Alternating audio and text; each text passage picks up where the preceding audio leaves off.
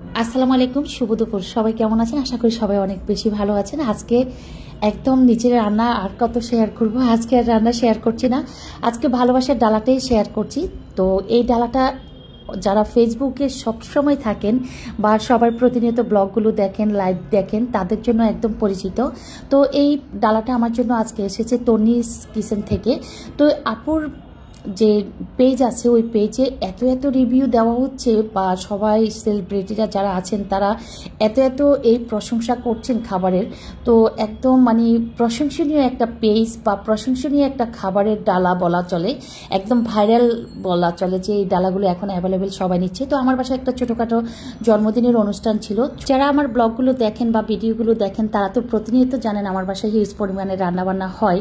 তো জন্মদিন উপলক্ষে আমি নিজেই রান্না করার একটা ডিসিশন নিয়েছিলাম। যদিও প্রতিনিয়ত আমার রান্না খেতে খেতে সবাই অভ্যস্ত, চিন্তা করলাম যে আপুর এই ভালোবাসার ডালা বা আপুর পেজ থেকে যদি এই খাবারগুলো আমি অর্ডার করি, তাতে করে মনে হয় আমার বাসার খাবারের একটু নতুনত্ব চলে আসবে। বাসার জন্মদিন উপলক্ষে অনেককে আমি দাওয়াত করেছিলাম। তো চিন্তা করলাম যে আমি আজকে রান্নাবান্না না করে আমি যদি একটা ভালোবাসার ডালা অর্ডার করি, সেক্ষেত্রে হবে কি যে আপুর পেজ থেকে যে খাবারটা আসবে ওই খাবারই আমার বাসার যারা যারা আছে সবার হয়ে যাবে।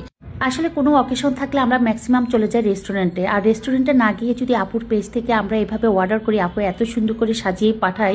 বা বিভিন্ন লাইভ ব্লগে আমি দেখেছি যে সবাই অনেক অনুষ্ঠানগুলোতে, যেমন জন্মদিন, অ্যানিভার্সারি বা যে কোনো অনুষ্ঠানে এই ধরনের ডালাগুলো যদি অর্ডার করা হয়, তাহলে হয় কি একদম শর্টকাটের মাঝে মেহমান বেঁধে দেওয়া যায়, মেহমানদের থেকে প্রশংসা পাওয়া যায়।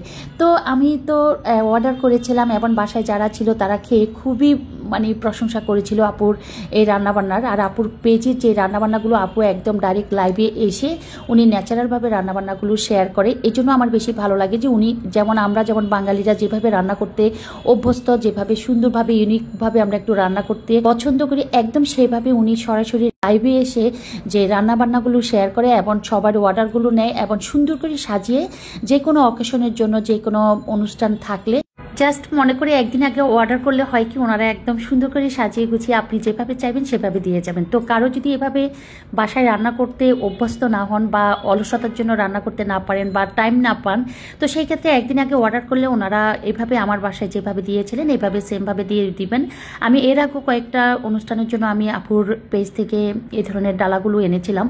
আর রমজান যেহেতু আসতেছে, রমজানের ডালাগুলো উনি এভাবে সাজিয়ে দেন। আপনি যদি কোথাও বেড়াতে যাবেন, কারো বাসায় কোনো ফল ফ্রুট নিয়ে যাবেন, তার চেয়ে বরং যদি ইফতারির একটা ডালা নিয়ে যান, তাতে করে যে বাসায় দাওয়াত খেতে যাবেন তারাও দেখে একটু আনকমন গিফটের মতো মনে হবে যে আপনি অন্য কিছু নিলেন না, তার চেয়ে বরং এই ডালাটা নিলে বেশি ভালো লাগবে। তো কারো যদি এই ধরনের ডালাগুলো নিতে চান বা আপুর পেজ থেকে সরাসরি আপুর পেজ ঘুরে এসে দেখবেন যে না, আমি যেভাবে বলেছি আমার কথার সাথে যদি মিল থেকে থাকে বা কারো যদি পছন্দ হয়, তনিস কিচেনের পেজে গিয়ে ইনবক্সে যোগাযোগ করলে আপুরা আপনারা যেভাবে চাইবেন সেভাবে ওনারা গুছিয়ে সুন্দর করে পাঠিয়ে দিবে। তো আমি আপনাদের সুবিধাতে লিঙ্কটা দিয়ে দিব ক্যাপশনের উপরে বা কমেন্টস বক্সে। যারা যারা নিতে চান আপুর পেজের লিঙ্কে গিয়ে আপুর পেজটা ফলো দিতে পারেন এবং আপুর সাথে যোগাযোগ করে আপনারা নিতে পারেন। আমি রিভিউ দিচ্ছি না, জাস্ট আমার মনে হচ্ছে যে না, আপুর পেজ থেকে নেওয়াটা বেটার হবে। যারা ওই যে একটা কথাই আমি বারবার বলতেছি, কোনো অনুষ্ঠানে যদি এই ধরনের ডালাগুলা নেওয়া হয়, খাবারের সৌন্দর্যটাও বেড়ে যায় বা একটু নতুনত্ব লাগে আমার কাছে। তো ছোট ছেলের জন্মদিন উপলক্ষে আপুর পেজ থেকে আমার ডালাগুলো আনানো। এর আগেও কয়েকটা অকেশনে এনেছিলাম, যদিও আমি ওভাবে দেখাইনি, মনেও ছিল না বা ভিডিও ধারণ করিনি। তো এই তো ছোট ছেলের জন্মদিন উপলক্ষে বাসা ভর্তি মেহমান, আপুর ডালার সব কিছু আমরা দুপুরেই পরিবেশন করে সবাই খেয়ে নিয়েছি। জাস্ট রাতের অনুষ্ঠানের জন্য আমরা হচ্ছে কেকটা কাটলাম। আর এই তো দুপুরে খাবার দাবারের পর ওই যে আবারও রীতিমতো আমার রান্নার কাজে আমি ব্যস্ত হয়ে পড়ি। তো এই তো তেলাপিয়া মাছগুলোকে কেটে ধুয়ে হালকা ভাজি করে, আলুটাকে হালকা ভাজি করে রাতের জন্য জাস্ট রান্না করে নিব। আর হচ্ছে ওই তো সিম্পল ডাল বা ভাত রুটি যে যেভাবে খাবে সেভাবে। সবকিছু মিলিয়ে আজকের ব্লগটা কার কাছে কেমন লাগলো, আমার অনুভূতিগুলো প্রকাশ করার পর কার কি অনুভূতি অবশ্যই কিন্তু কমেন্ট বক্সে জানাবেন। কারণ আমি তো রাঁধতে রাঁধতে এতটা মানে হাঁপিয়ে উঠি, আমার মনে হয় যে কেউ যদি রান্না করে বাসায় এনে তখন মানে বেস্ট রান্না হয়। তো আপুর রান্নাগুলো আমার কাছে সবচেয়ে বেশি বেটার মনে হয়েছে এবং ডালার সাজানোটাও অনেক ভালো লেগেছে। তো আল্লাহ হাফিজ, সবাইকে ভালো থাকবেন।